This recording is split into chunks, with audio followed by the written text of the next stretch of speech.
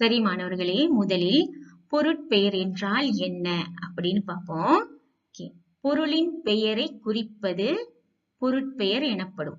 அதாவது உங்களை சுற்றி என்ன பொருள் இருந்தாலும் அதற்கு ஒரு பெயர் இருக்கும் அல்லவா, அதுதான் பொருட்பெயர் எனப்படும்.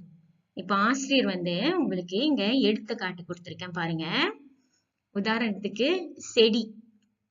செடி ஒரு பொருளை தான் குறிக்கும், அது பெயர். அடுத்து தம்பி, குருவி, பந்து, பட்டம், யானை, ஆசிரியர். இதெல்லாம் எடுத்துக்காட்டு ஆசிரியர் கொடுத்திருக்கேன். ஒரு பொருள் அதுக்கு ஒரு பெயர் இருக்கும் இல்லையா, சோ அதுதான் நம்ம பொருட்பெயர் அப்படின்னு இலக்கணத்துல குறிப்பிடுறோம். சரியா, உங்களுக்கு புரியும் அப்படின்னு நினைக்கிறேன். மீண்டும் ஆசிரியர் விளக்குறேன். பொருளின் பெயரை குறிப்பது பொருட்பெயர் எனப்படும். ஜாமான்னு சொல்லுவோம்ல, அதான் பொருள்.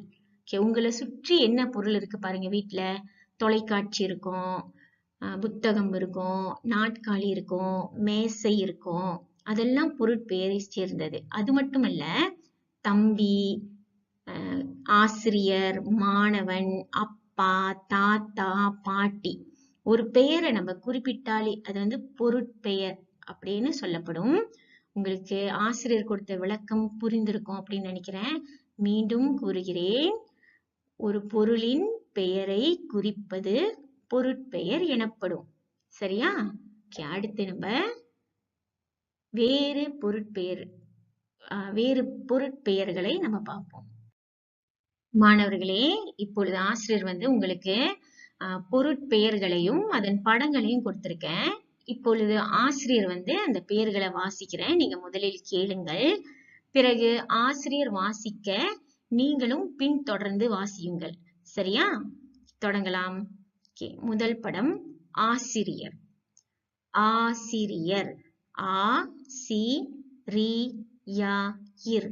ஆசிரியர். ஆ சி ரி யா இர். ஆசிரியர். அடுத்த படம் பொருட்பெயர் மாணவன். மா ந வ இன். மாணவன். மா ந வ இன். மாணவன். அடுத்து புழு. பு ழு. புழு. பு ழு. புழு.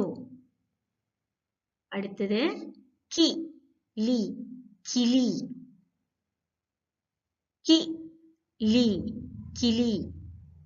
அடுத்து பருந்து. ப ரு இன் து. பருந்து. மறுபடியும் ஆசிரியர் வாசிக்கிறேன், நீங்க கவனமா கேளுங்க. ஆசிரியர். இரண்டாவது மாணவன்.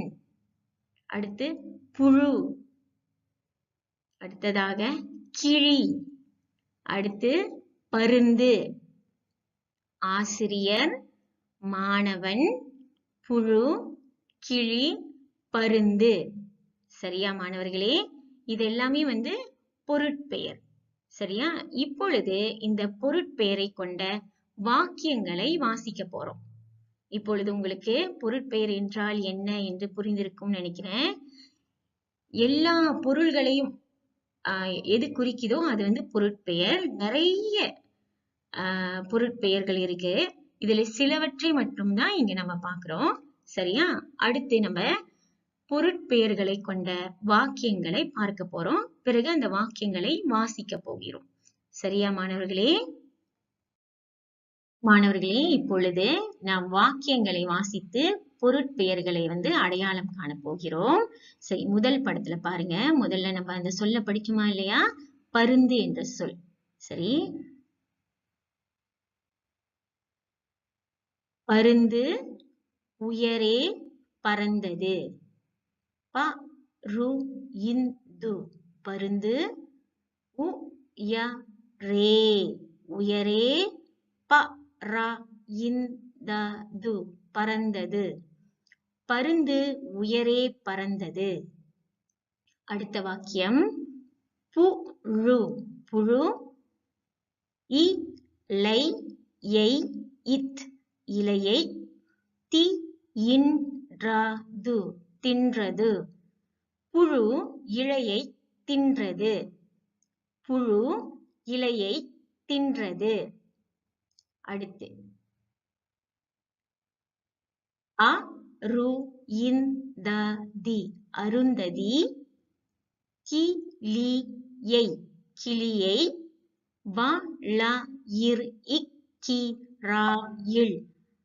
வளர்க்கிறாள். அருந்ததி கிளியை வளர்க்கிறாள். மாணவர்களே, மீண்டும் ஆசிரியர் இந்த வாக்கியங்களை வாசிக்கிறேன். நீங்க ஆசிரியரை பின்தொடர்ந்து வாசிங்க. பருந்து உயரே பறந்தது.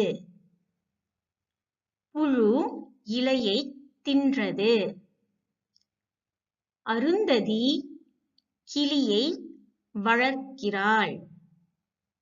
மீண்டும் வாசிக்கிறேன், கேளுங்க. பருந்து உயரே பறந்தது. புழு இலையை தின்றது. அருந்ததி கிளியை வளர்க்கிறாள். சரியா மாணவர்களே? இதுல பார்த்தீங்கன்னா இந்த வாக்கியங்கள்ல பருந்து என்பது பெயர், இந்த பறவையை குறிக்கும் பெயர். அது பொருள் பெயர். அடுத்து பாத்தீங்கன்னா இரண்டாவது படத்துல பாத்தீங்கன்னா புழு குறிக்குது. புழு ஒரு பொருளின் பெயர். புழு மட்டும் இல்ல, இலையும் ஒரு பொருளை குறிக்குது. இலை என்பதும் பொருட்பெயர். அடுத்ததாக மூன்றாவது படத்துல பாத்தீங்கன்னா பார்த்தோமானால் அருந்ததி அருந்ததி என்பது ஒருவரின் பெயர், அதுவும் பொருட்பெயரை குறிக்கும். அடுத்து கிளி, கிளியும் பொருட்பெயர். சரியா மாணவர்களே? இப்பொழுது உங்களுக்கு பொருட்பெயர் என்றால் என்ன என்று நன்றாக புரிந்திருக்கும் என நம்புகிறேன். சரியா? நம் வாழ்க்கையில பாத்தீங்கன்னா நிறைய பொருள்களை பயன்படுத்துகிறோம். அந்த பொருட்பெயர்களை நாம் அறிந்து கொள்வது முக்கியம். சரியா மாணவர்களே? அடுத்து நம்ம சில பயிற்சிகள், நீங்க செய்ய வேண்டிய பயிற்சிகளை பார்க்க போறோம். உங்களுடைய கூடுதல் வாசிப்பிற்கு நீங்க பாத்தீங்கன்னா பாட புத்தகத்தில் பக்கம் 5 இந்த வாக்கியங்கள் இன்னும் கூடுதலான வாக்கியங்கள் இருக்கும். ஆசிரியர் இந்த வாக்கியங்களை பாட புத்தகத்திலிருந்து தான் எடுத்திருக்கேன். இன்னும் வேறு வாக்கியங்கள் அங்கு இருக்கின்றன. முடிந்தால் அந்த வாக்கியங்களையும் நீங்கள் வாசிக்க வேண்டும். சரியா மாணவர்களே? அடுத்து என்ன பயிற்சி என்பதை பார்ப்போம். மாணவர்களே, இன்று நாம் பொருட்பெயர் பாடத்தை படித்து முடித்து விட்டோம். உங்களுக்கு தெளிவாக புரிந்து இருக்கும் என ஆசிரியர் நம்புகிறேன். இப்பொழுது உங்களுக்கான பயிற்சி. இப்பொழுது நீங்க என்ன செய்ய வேண்டும் என்றால், நாம் பொருட்பெயர்களையும் வாக்கியங்களையும் வாசித்தோம் அல்லவா, அதனை புத்தகத்தில் வாசித்து எழுத வேண்டும். இரண்டாவதாக, திங்கட்கிழமை நீங்கள் பள்ளிக்கு வரும்போது பொருட்பெயரை குறிக்கும் 5 படங்களை தேடி எடுத்து பள்ளிக்கு கொண்டு வர வேண்டும். சரியா? நாம் அந்த படங்களை புத்தகத்தில் ஒட்டி பொருட்பெயர்களை பள்ளியில் எழுதுவோம். சரி மாணவர்களே, இத்துடன் முடித்துக் கொள்கிறேன். நன்றி, வணக்கம்.